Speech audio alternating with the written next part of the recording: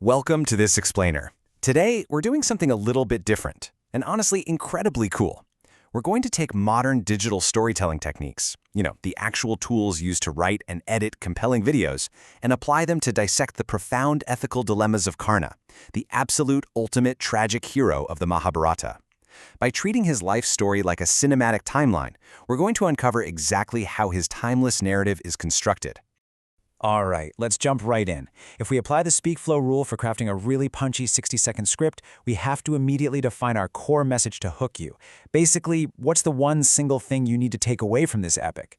Well, it's this. Karna is the absolute epitome of the flawed good man. He's a warrior rejected by the very society and family that should have loved him, yet he remains entirely steadfast in his identity. And that specific tension, that is the beating heart of our story. Now, it is totally fascinating to look at how this frames Karna in a global literary context. According to the academic sources, Karna perfectly fits Aristotle's definition of a tragic hero. He's a flawed good man, whose story just naturally evokes deep sorrow and this looming, impending sense of doom. And the reason we feel such intense compassion for him is that his tragedy isn't born from malice, right? It stems from his innate nobility clashing head-on with a cursed destiny he didn't even ask for. Much like Homer's Achilles or Shakespeare's King Lear, Karna completely shatters that old colonial assumption that Indian poets didn't understand tragedy. His story is literally a masterclass in emotional and moral conflict. So here is our roadmap for building his complex character profile today. 1. Scripting the tragic hero. 2. Voicing the subaltern identity. 3. Editing the tragic flaw. 4. Pacing the ethical dilemma. 5. Scoring the ultimate choice. And finally, 6. Exporting a timeless legacy. All right, let's get into Section 1, Scripting the Tragic Hero, Building the Arc. Think about how a video editor works, scrubbing through hours of raw footage. You only import the really stable, crucial clips onto your timeline, tossing out the filler to build a compelling flow. When we look at Karna's life, we're basically arranging the most critical narrative beats to build his arc. First up, he's abandoned by his mother Kunti at birth, which is just the ultimate primal rejection. Next, he's publicly humiliated and denied the right to compete at Draupadi Swayamvar. It's a crushing moment where his undeniable skill is just dismissed entirely because of his perceived low birth. Then, boom, a massive turning point. He's shockingly crowned king of Anga by Duryodhana, giving him this sudden, intoxicating validation from the story's antagonist. And finally, he's tempted by Lord Krishna with the agonizing truth of his royal lineage right when the Great War is about to kick off. These are the core structural clips of his tragedy. Moving right along to Section 2, Voicing the Subaltern Identity, a Charioteer's Son. A great script doesn't work without the right vocal delivery, so to voice him correctly, we really have to dig into his social placement. Academic research brings up Gayatriya Chakravorty Spivak's concept of subalternism, which applies to Karna perfectly. If you aren't familiar with the term, think of a subaltern as someone pushed completely outside the established power structure, someone whose voice is actively erased by the system. Despite actually having divine royal blood, Karna was condemned by society as a Sutaputra, a charioteer's son. He was forced to live at the very edge of society, totally marginalized by ancient India's rigid caste system. That agonizing pain of double marginalization, being literal royalty but treated as an outcast, that is the emotional core of his voice. So how do we truly convey that authentic, heartfelt, Desi emotion of his lifelong alienation? It all comes down to mastering vocal dynamics. Specifically, we have to strategically deploy what speech experts call a dramatic pause. We stop, we wait, to heighten the tension of his societal rejection, forcing the audience to just sit with the deep discomfort of his humiliation before we even think about moving to the next plot point. Next up is Section 3, Editing the Tragic Flaw, Karna's Harsha. Just as a cinematic editor ruthlessly cuts out what doesn't fit the flow, Karna's character is heavily defined by what he refuses to add to his life. Scholar Aditya Adarkar notes that Karna basically refuses to wear the emperor's new clothes.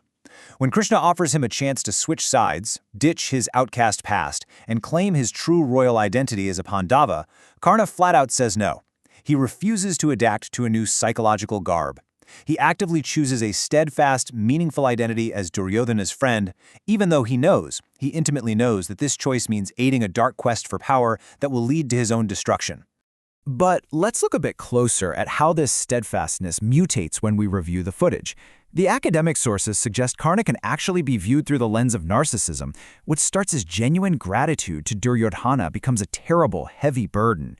Because of his unwavering loyalty, he actively takes on the responsibility for Duryodhana's cruel misdeeds. He justifies it as duty, but really he completely lacks self-directiveness outside of his blinding, fierce rivalry with Arjuna. His entire life's objective narrows down to just proving he's better than this one rival. His loyalty becomes so absolute that it blinds him to universal right and wrong, totally cementing his fatal defect. And that brings us right to the climax of our explainer, Section 4. Pacing the ethical dilemma, the moral conflict.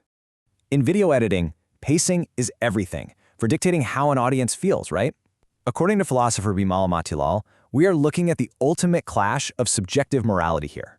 Karna is forced to make a choice between two entirely irreconcilable obligations. On one side, he has this newly discovered dharma, his cosmic duty to his biological mother Kunti, and a push towards universal righteousness. But he cannot fulfill that duty without completely betraying his profound, deeply personal loyalty to Duryodhana, the only guy who sheltered him when the whole world was spitting on him. Both paths carry immense moral weight, and tragically, both paths lead straight to ruin.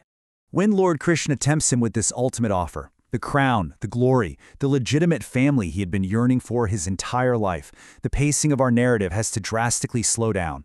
We insert a really long, reflective pause here. We want you, the audience, to sit in this incredibly heavy silence, truly weighing this impossible choice between universal righteousness and fiercely personal loyalty. Which leads us perfectly into Section 5, scoring the ultimate choice, subjective morality. As the video editing tutorials and our sources point out, you really don't need wild, flashy visual effects to make a scene cinematic. True emotion comes from syncing your cuts to relaxing, soul, and flow music, combined with consistent, super subtle color correction. This understated, somber aesthetic perfectly mirrors Karna's internal state in this moment. He doesn't panic. He makes his impossible choice with a quiet, tragic resolve. He simply accepts his fate, choosing to stand by his friend, fully awake to the reality that it leads right off a cliff. And finally, we arrive at Section 6, exporting a timeless legacy, preserving tragedy. So our timeline is locked, our colors are graded, the music is set.